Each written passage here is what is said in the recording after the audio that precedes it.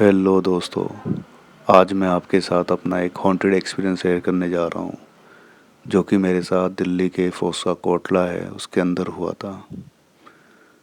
ये बात लगभग 2 साल पहले की है। मैंने सुना था कि इस किले के अंदर जो आपकी विश है यानी आपकी जो मन्नत है वो जिन पूरी करते हैं।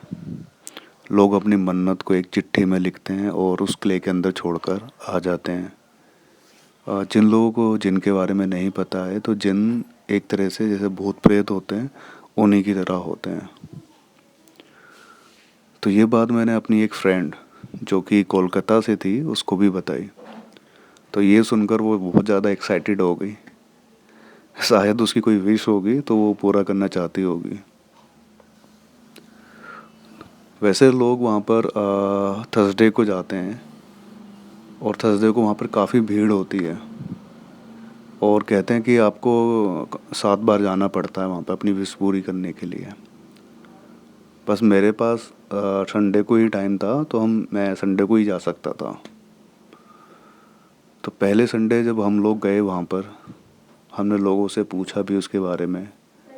तो किसी ने कुछ कुछ ज़्यादा खास नहीं बताया तो हम अंदर गए और हम अपने साथ दिया भी ले गए जो वहाँ पे लोग ले आकर जलाते थे।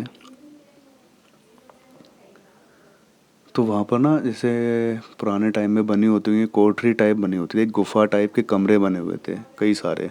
आई थिंक 10 से 12 थे वो।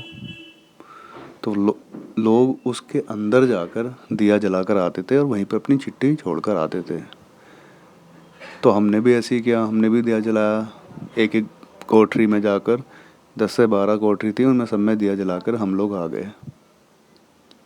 देन हम जब दूसरी बार गए तो जो किले के बाहर जो मेन गेट है, जो एंट्री गेट है, वहाँ पर एक अंकल अपनी रेडी लगाते थे और उस पर वो अंडे ऑमलेट वगैरह बेचते थे।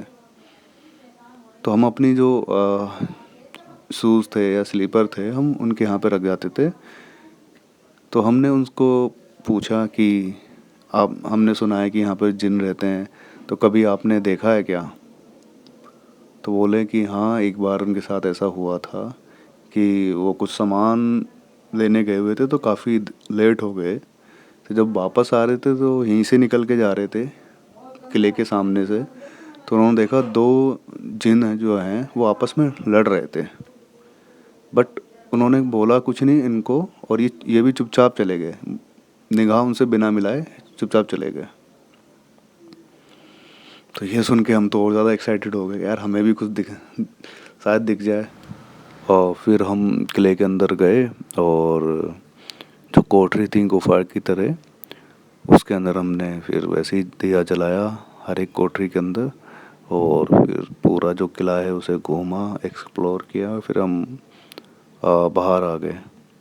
हमें कोई भी किसी भी तरह का कोई एक्सपीरियंस नहीं हुआ। देन हम अपने घर पर आ गए। अब जब नेक्स्ट संडे आया तो हम फिर से वहाँ पर गए। फिर से हमने वही जो रेडी वाले जो अंकल थे जो बाहर लगाते थे उनके यहाँ पर हमने अपने शूज़ रखे और फिर हम अंदर गए।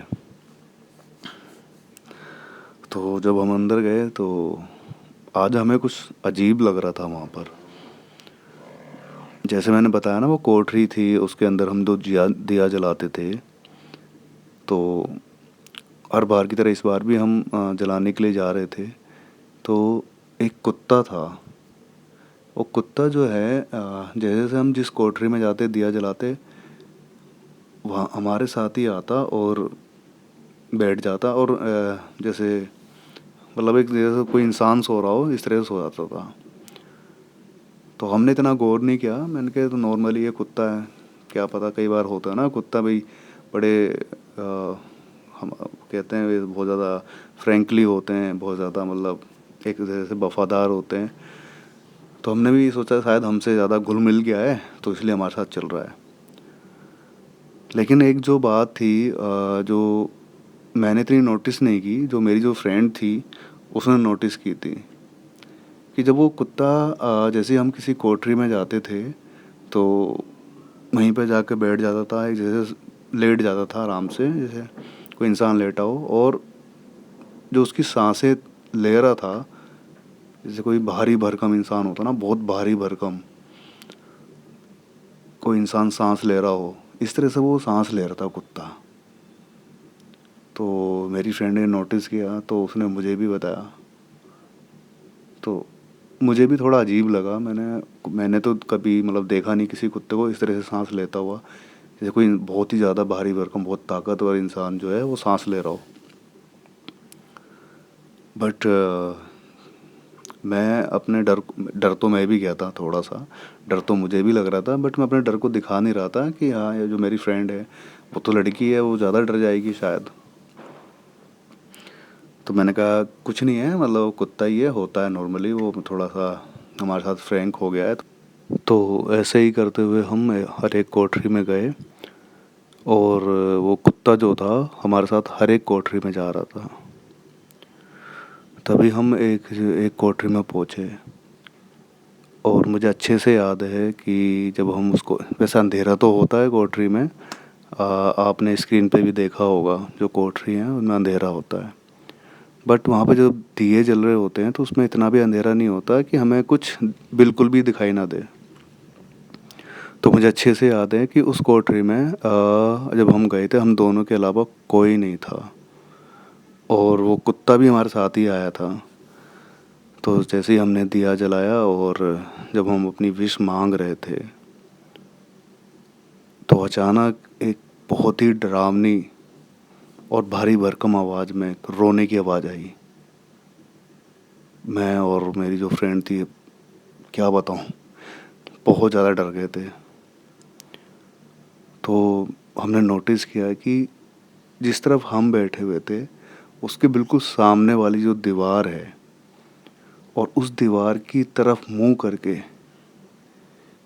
बिल्कुल काले कपड़े पहने हुए कोई औरत बैठी है, और वो पूरी तरह से हिल हिल के रो रही थी, और इतनी डरावनी आवाज़ थी, बहुत भारी सी आवाज़ होती है ना, उसमें रो रही थी वो। और सबसे हैरानी वाली बात ये थी कि उस औरत का ना तो हाथ दिख रहे थे, ना ही पैर दिख रहे थे, बट इतना दिख रहा था कि हाँ, वो बैठी हुई है, ठीक है, और मुंह बिल्कुल चिपकी है, बिल्कुल दीवार से बिल्कुल लगा हुआ उसका मुंह है, और उसी तरफ मुंह कर रखा दीवार की तरफ ही, और बिल्कुल चिपकी हुई बैठी हुई है, जैसे कोई एक काले कलर की बड़ी पोटली नहीं होती है, उस तरह से कोई सामने रख दिया हो किसी ने। मेरी तो जान निकल गई थी, और मुझसे ज़्यादा मेरी जो फ्रेंड थी उसकी हालत ख़राब हो गई थी। बट मैंने वहाँ पर थोड़ी हिम्मत दिखाई। मैंने कहा कुछ भी नहीं है, नॉर्मल है, शायद कोई औरत होगी, परेशान होगी शायद, या फिर कोई दिमागी मरीज़ जो होते हैं ना, मैं शायद वो होगी, आ गई होगी यहाँ पर।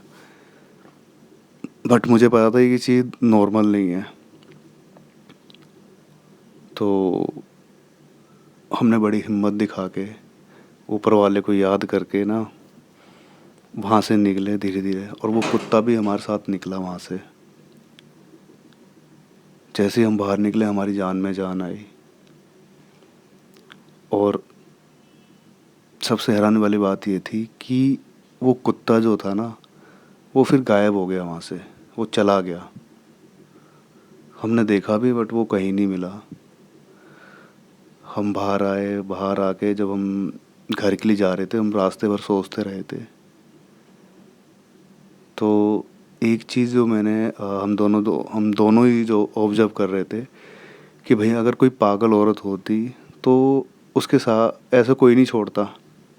अगर घर में कोई पागल हो, कोई दिमागी मरीज़ हो, या दिमाग से थोड़ा डिस्टर्ब हो गया हो, तो उसको अकेला नहीं छोड़ते कभी, तो वो तो आ नहीं सकती। और मैंने सुना था कि वहाँ पर ना, जैसे किसी के ऊपर कोई ऊपरी साया भी होता है तो वो लोग भी आते हैं, बट इस हालत में भी कोई अकेले नहीं आता, कोई भी अकेला नहीं आता, कोई ना कोई घर का कोई ना कोई आता ज़रूर। तो हम दोनों एक दूसरे से बातें करते हुए ये सब बातें कर रहे थे, और देन हमने अच्छे से रियलाइज़ कर लिया कि भाई, ना तो वो कोई इंसान था, वो ज़रूर कोई प्रेत आत्मा थी। इंसान वो इसलिए नहीं हो सकती क्योंकि जो हाइट थी उस लेडी की, वो आई थिंक 3 फुट से ज़्यादा नहीं रही होगी। और जिस तरीके से वो बैठी हुई थी, वो कोई इंसान इस तरह से नहीं बैठता, ना ही इस तरह से कोई इंसान बिहेव करता है। खैर, इस एक्सपीरियंस के बाद हम फिर कभी वहाँ पर नहीं गए। और मैंने किसी से डिस्कस किया इसके बारे में, जो कि इनके बारे में थोड़ी सी जानकारी रखते हैं। तो जो उन्होंने मुझे बताया वो सुन के तो मेरे रोंगटे खड़े हो गए। खैर, जो उन्होंने जो बताया वो मैं कभी आपको किसी और दिन बताऊंगा। आपको क्या लगता है कि वो इंसान थी या फिर कोई प्रेतात्मा थी? आप कमेंट में ज़रूर बताइएगा मुझे। और अगर आपके साथ भी ऐसा कोई एक्सपीरियंस हुआ है या कभी आपने ऐसा कुछ देखा है, तो आप मुझे ईमेल कर सकते हैं, व्हाट्सएप भी कर सकते हैं, या मेरी इंस्टाग्राम पर आप मुझे मैसेज कर सकते हैं। लिंक आपको डिस्क्रिप्शन में मिल जाएगा। जो भी आपका एक्सपीरियंस है, जो भी आपकी जो कहानी है, वो मैं पूरी कोशिश करूँगा कि मैं शेयर करूँ। बहुत जल्द मिलते हैं नेक्स्ट वीडियो में। तब तक के लिए बने रहिए मेरे साथ एक हेल्दी माइंडसेट के साथ, यानी डिवाइन सोल फिटनेस के साथ।